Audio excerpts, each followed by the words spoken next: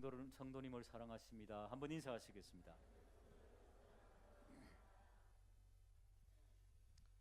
부르짖는 이스라엘 백성에게 하나님께서는 첫 사사 온니엘을 허락하셔서 40년 동안 평안한 샬롬, 평화를 누리게 하셨습니다. 우리나라에 하나님께서 이렇게 풍요로움을 허락하신 걸 인하여서 날마다 감사하기를 주님의 이름으로 축복합니다. 우리나라 정말 가난한 나라였습니다. 정말 보릿고개가 있던 그런 때였습니다. 저도 어렸을 때 못 먹고 자라가지고 키가 안 컸습니다. 우리 어머니는 맨날 그런 이야기 하면 안 된다고 그러시는데 사실입니다. 가난했습니다, 여러분. 우리 어르신들 정말로 먹을 것 때문에 걱정 안 해본 적 있습니까? 옛날에 다 그랬습니다.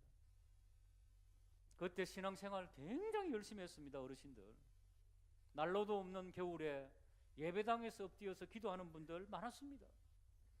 산에 올라가면 부르짖는 사람들 많았습니다. 지금은 태평성세입니다. 경제적으로 힘들다고요? 천만의 말씀, 상대적으로 힘든 거죠. 우리나라 10대 경제 강국입니다.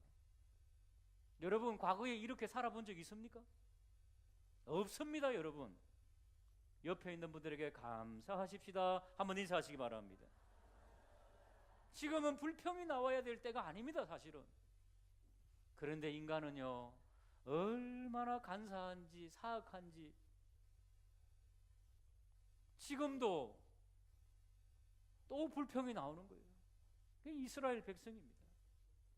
40년 동안 태평성세하니까 이제 배가 좀 부른 것 같습니다. 12절 보십시오. 이스라엘 자손이 또 여호와의 목전에 악을 행하니라. 이스라엘 자손이 여호와의 목전에 악을 행함으로, 한번 받아하실까요? 하나님은 거룩한 질투의 하나님. 우리가 잘못될까 봐 우리를 위해서 질투해 주십니다. 우리 잘 되라고. 우리가 하는 질투는 배가 아픈 질투인데 하나님은 우리 잘 되라고 하는 질투를 하고 있음을 믿으시기를 주님의 이름으로 축복합니다.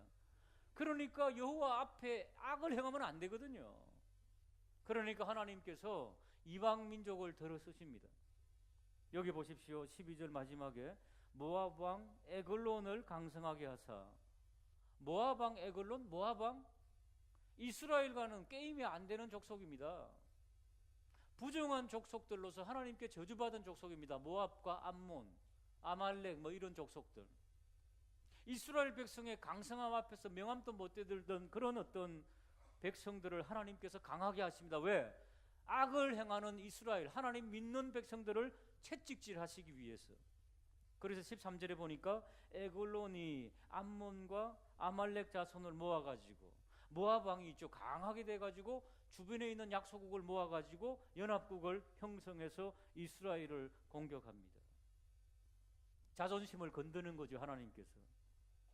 여러분, 우리가 때때로 자존심 건드려질 때가 언제입니까? 학교 다닐 때 정말로 공부도 못하고 뭐 명함도 못 대물던 애들이 10년 20년 지난 채 딱 만났는데 그냥 어리어리하게 막 그냥 뭐 큰 외제차 몰고 오면서 나는 티코 몰고 있는데, 그러면서 덩 턱턱 두드리면서 어떻게 살아? 이럴 때 얼마나 자존심 상합니까? 학교 다닐 때는 별 볼 일 없었는데 나는 지질이 고생하는 듯한데 떵떵거리고 살고 있고 말이죠. 막 그러면은 자녀들도 잘 되고 그러면은 기가 팍 죽는 거지 그냥. 하나님께서는 그렇게 우리 잘 되라고 자존심을 건드는 거예요. 사랑하는 여러분, 인간은 얼마나 간사한지 모릅니다. 얼마나 나약한 존재인 줄 모릅니다. 하나님께서 지금도 인생들을 은혜 주시고 살피고 계십니다. 누가 나를 잘 믿나, 누가 예배 생활 잘하나 살피고 계십니다. 시편 14편 2절과 3절을 보시면은 여호와께서 하늘에서, 비행기 타보셨죠? 비행기 타고 이 땅에 보면은 큰 빌딩들도 그냥 성냥갑 같아요, 그죠? 작은 인생들이라는 거죠. 인생을 굽어 살피사 지각이 있어 좀 생각 좀 하고 하나님을 찾는 자가 있는가 보려 하신즉. 3절을 같이 한번 읽어보겠습니다. 시작.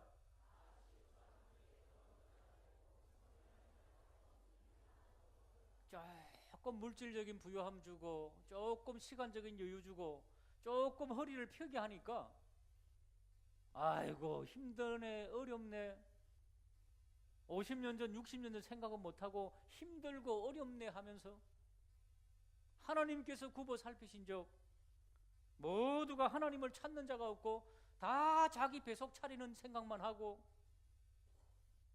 그러고 있더라는 겁니다. 오늘 하나님의 말씀을 받는 우리 모든 성도님들이 하나님께서 굽어 살필 때에 야, 너는 그래도 나를 사랑하는구나, 그런 하나님의 칭찬을 받는 저와 우리 모두가 되기를 주님의 이름으로 축복합니다. 우리 힘으로 안 됩니다, 여러분. 하나님의 은혜 잊어버리면 옛 사람, 옛 습성이 살아나기 때문에 우리 힘으로 안 됩니다. 그렇기 때문에 진리의 말씀을 붙잡아야 됩니다. 에베소서 4장 21절부터 보시면은 진리가 예수 안에 있는 것 같이 너희가 참으로 그에게서 듣고 또한 그 안에서 가르침을 받을진대. 같이 읽어볼까요? 시작. 예, 저기까지. 욕심을 따라 사탄이라고 하는 암흑의 영이 욕심을 우리 마음속에 넣어줍니다. 그럴 때 썩어져가는 구습을 따르는 옛사람을 어떻게 해요? 벗어버리고 던져버리고. 23절 시작. 오직 너희의 심령이 새롭게. 그렇지, 하나님께서 나에게 새롭게 살라 그랬지, 이런 결심을 하고. 24절 시작. 하나님을 따라 의와 진리의 거룩함으로 지으심을 받은 새 사람을 날마다 우리의 기도와 고백이 되기를 주님의 이름으로 축복합니다. 그런데 이스라엘 백성이 계속해서 악을 행합니다. 예레미야 17장 9절에서 10절. 만물보다 거짓되고 심히 부패한 것은 마음이라. 누가 능히 이를 알리오마는. 그 다음 절 같이 읽어볼까요? 시작.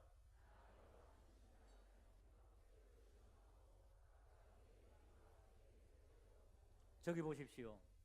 하나님은 우리의 심장을 열어보십니다. 오늘도 우리의 심장을 열어서 점검 받으시기를 부탁드립니다. 폐부를 시험하시고 각자에게 숨겨둔 죄악의 열매들, 행실의 열매들, 그걸 딱 저울에 달아보고 보응하십니다. 심판하신다, 그 말입니다.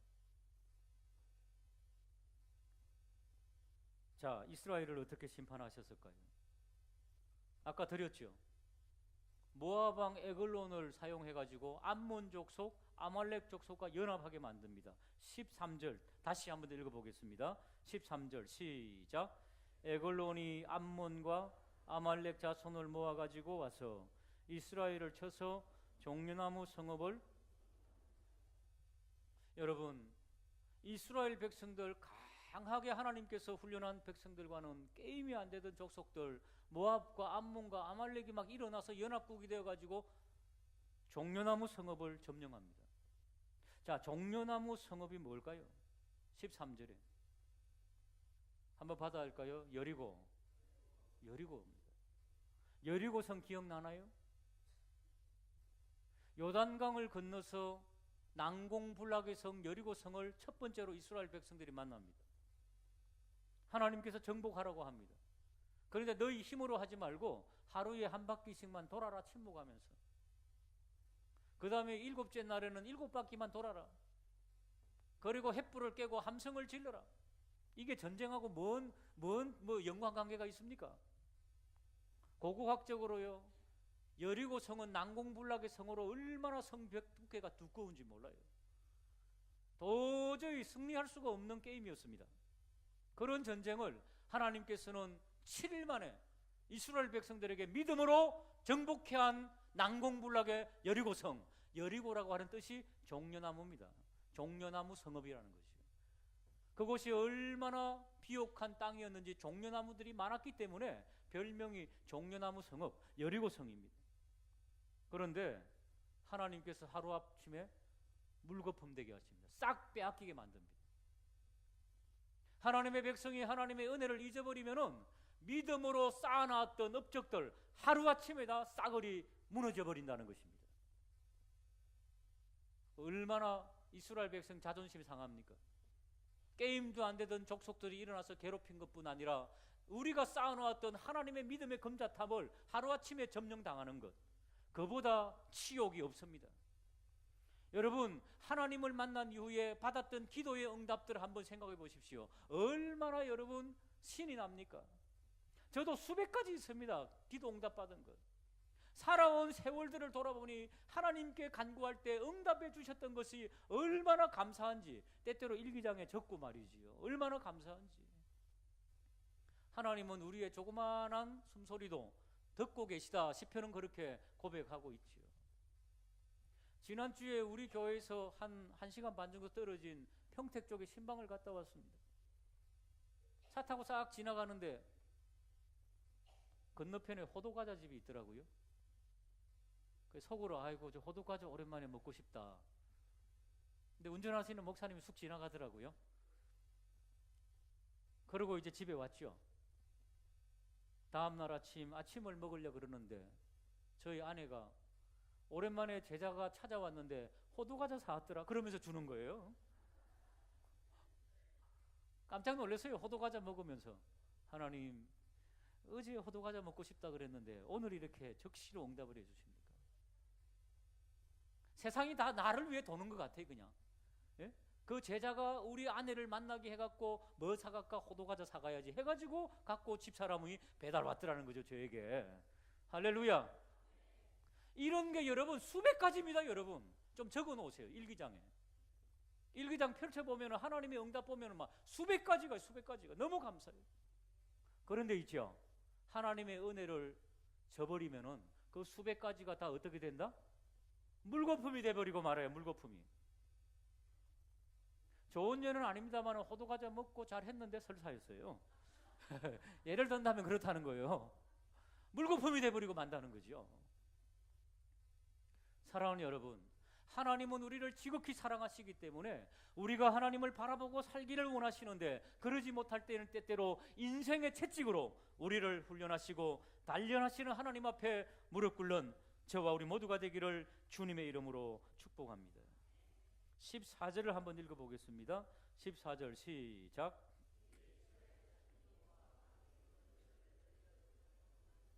몇 년을 섬긴다고요? 18년, 18해를 섬겼습니다. 지난번에 타락했을 때는 이스라엘이 몇 년을 섬겼습니까? 메소포타미아? 구산 리사다임, 그 위에 있죠. 8절. 3장 8절에 보시면은 구산 리사다임을 몇 년? 예, 지난주에 나눴지요. 8년을 섬겼습니다. 그런데 이번에 타락하니까 하나님께서는 채찍을 더 강하게 때리셔갖고 8년 앞에 일자를 더 붙여갖고 18년을 섬기게 합니다. 긴 세월을. 여러분, 우리의 신앙이 성숙해 갑니다. 하나님께 더 깊은 은혜와 사랑을 받습니다. 그런데 그 사랑을 저버리고 우리말로 하면은 하나님께서 하나님께 헌신하며 충성하고 예배 생활 잘하고 예물 생활 잘하고 전도 생활 잘하고 뭐 이런 게 되겠죠. 가시적으로.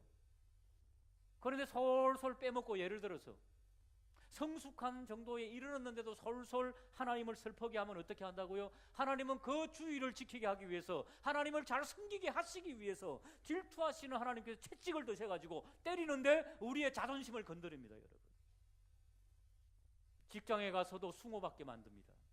친구를 만나는데도 어이구 학생 시절에는 나보다 한참 뒤떨어진 애인데 아주 자존심을 구겨버립니다. 인생을 꼬이게 만듭니다. 늦게 가게 만듭니다. 여러분, 천천히 가는 건 좋지만은 하나님께서 꼬이 가지고 늦게 가는 것은 저주입니다. 18년 동안 이런 압박을 받게 하십니다. 왜? 깨달아라고, 정신 좀 차리라고. 이런 사람 교우들 중에 때때로 있습니다. 빨리 돌아서서 하나님을 잘 섬기고 하나님만 사랑하는 역사 있기를 주님의 이름으로 축복합니다. 오늘 본문 말씀 17절은 뭐라고 말씀하고 있습니까? 이 모압한 에글론은 굉장히 예리한 사람이었다? 그렇습니까? 자존심이 더 상하는 것은 너무 우둔한 자란 말이지요. 예? 직장 생활하는데 상사는 별로 하는 거 없는데도 이상하게 무식한 것 같은데 상사고 나는 맨날 사용만 당하고 이용만 당하고 얼마나 자존심 상합니까? 그러면 안 된다는 겁니다. 누가? 에글론 왕이 비둔하고 똑똑해서가 아니라, 예리하고 똑똑해서가 아니라 하나님께서 그렇게 우리를 만들어 가지고 인생의 저 밑바닥에 떨어뜨려 가지고 고생하게 만드는 겁니다. 그런 사람은 아무리 돈 모아도 안 모아져요, 여러분. 아무리 업적을 쌓아도 안 돼요, 여러분. 아무리 인정받으려고 해도 인정 못 받아요. 왜? 하나님께서 막아버리기 때문에 그렇습니다, 여러분. 하나님의 저주의 방패를 거두시는 여러분들 되시기를 주님의 이름으로 축복합니다. 간단합니다. 하나님 잘못했습니다. 하나님 잘 섬기겠습니다. 예배자로 바로 서겠습니다. 한마디면 됩니다. 오늘 보십시오. 이스라엘 백성이 15절 한번 읽어볼까요? 15절입니다. 시작. 저기까지 이스라엘 자손이 뭐 했습니까? 부러지셨다는 거예요. 한번 부러지니까 하나님께서 뭐라고? 내가 당장 줄게. 우리 하나님은 지금도 준비하고 계심을 믿으시기를 주님의 이름으로 축복합니다. 하나님을 잘 섬기지 않고 악을 행하는 자에게는 끝까지 18해 동안 한번 받아할까? 하나님 섬기지 않으면 세상을 섬기게 되어 있다. 탕자의 비유 아시죠? 탕자가 아버지 안 섬기고 떠났더니 뭐 섬겼습니까? 돼지 우리에서 돼지 치고 돼지를 섬겼다니까요. 하나님 믿는 사람이 하나님 덜 사랑하면은, 하나님 앞에 대적하면은, 하나님 앞에 악행하면은 세상에 저 밑바닥에 떨어져 갖고 돼지나 치고 쥐염 열매나 먹고 빌빌 사고 그렇게 되게 돼 있다는 것입니다. 옆에 있는 분들에게 하나님 잘 섬기고 멋있게 사십시다 한번 인사하시기 바랍니다. 그냥 부러지더라는 거예요. 하나님 잘못했습니다. 도와주십시오. 한마디만 하면 됩니다, 여러분. 하나님 앞에. 그랬더니 하나님께서 한 구원자를 세우십니다. 15절에 보니까 그는 곧 베냐민 사람 게라의 아들 왼손잡이 에훗이라 그렇게 말씀하고 있습니다. 자, 에훗이라고 하는 옆에 왼손잡이 그렇게 되어 있죠, 그렇죠? 왼손잡이. 왼손잡이는 우리가 생각하는 오른팔도 잘 쓰고 왼손도 잘 쓰는 왼손잡이가 아닙니다. 완곡한 히브리어 표현으로 이 에훗은 오른손이 장애인 사람, 오른손 마른 사람 아세요? 병원 신방 가다 보면은 손이 쪼그라드는 사람들이 있습니다. 희귀병이죠. 손이 쪼그라져 가지고 이 손이 거의 없어요. 말려 들어가 가지고. 그런 분을 제가 병원에서 봤는데, 그런 사람 내지는 손이 없는 사람, 외팔이 장애죠, 장애. 베냐민이라고 하는 뜻은 오른팔의 아들이라는 뜻입니다. 베냐민 자손 중에 오른팔의 아래에서 베냐민은 용사들이 많았습니다. 그런데 에훗은 오른팔이 없는 장애인. 참 아이러니하지요. 하나님께서는 그런 장애인을 선택하셨습니다. 한번 받아실까요? 하나님은 약점을 강점으로 사용하신다. 단점을 강점으로 사용하신다. 어느 때? 하나님을 붙잡을 때요.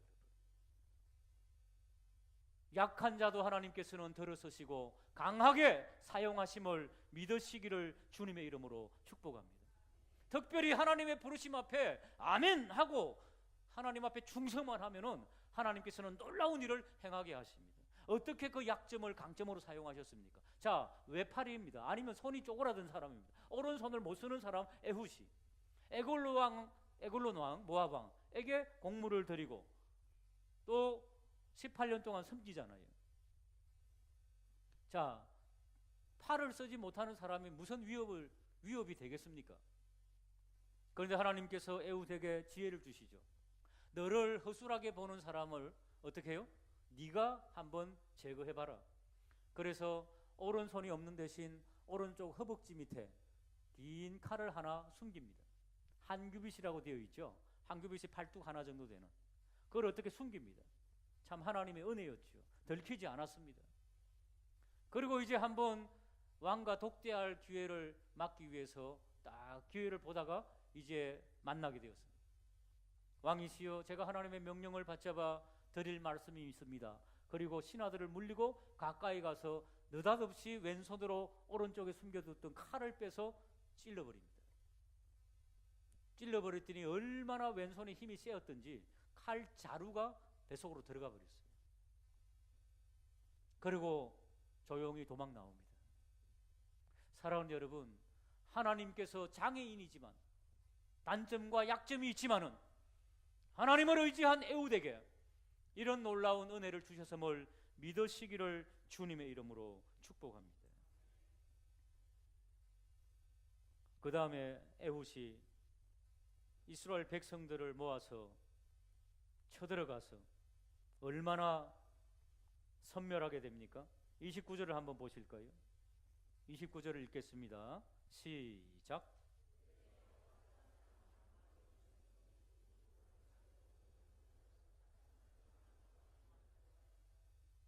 여러분, 10,000명의 용사들을 5,000명만 돼도 얼마나 많습니까?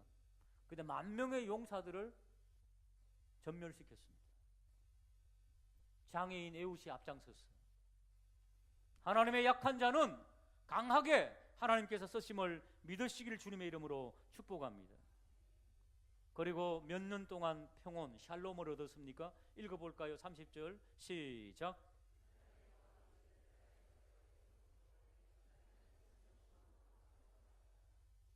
여러분, 건장한 온니엘 밑에서는 40년간, 그것도 길죠. 사사 중에 힘이 제일 센 사람이 삼손인데 삼손은 몇 년이나 샬롬을 줬을까요? 20년 주세요. 20년. 근데 에훗은요, 장애아였지만은, 장애의 지도자였지만은 80년. 이 뭘 말하고 싶은 겁니까? 약한 자라도 하나님 의지하는 사사에게는 하나님께서는 80년의 놀라운 평안을 허락하신다. 인생의 긴 한편생 아닙니까? 그렇게 하나님은 은혜를 주신다. 성경은 이렇게 말씀하고 있습니다. 사랑하는 여러분, 우리 교우들 다 단점과 약점이 있지요. 하나님, 전 이래서 못해요, 저래서 못해요, 이런 분들이지요. 하나님께 붙잡힘 받는 복된 역사 있기를 주님의 이름으로 축복합니다. 여러분 자녀들 미약하고 참으로 보잘것없이 보이지만은 기도해 주십시오. 하나님의 쓰임받는, 이 세상이 감당하지 못하는 하나님 쓰임받는 하나님의 자녀들로 다음 세대로 성장하게 달라고 기도하는 복된 역사 있기를 주님의 이름으로 축복합니다. 우리 장로님 기도하신 것처럼 올해는 새롭게 교구를 구성했습니다. 새롭게 구역장님들, 권찰님들, 사랑하는 여러분, 꿈이 있습니다. 비전이 있습니다. 에일교회는 무엇이 좋은 교회냐? 한번 받아하실까요? 구역이 좋은 교회, 구역이 복된 교회. 하나님께서 목회하는 동안 저는 어디를 가든지 이 말을 하고 싶습니다.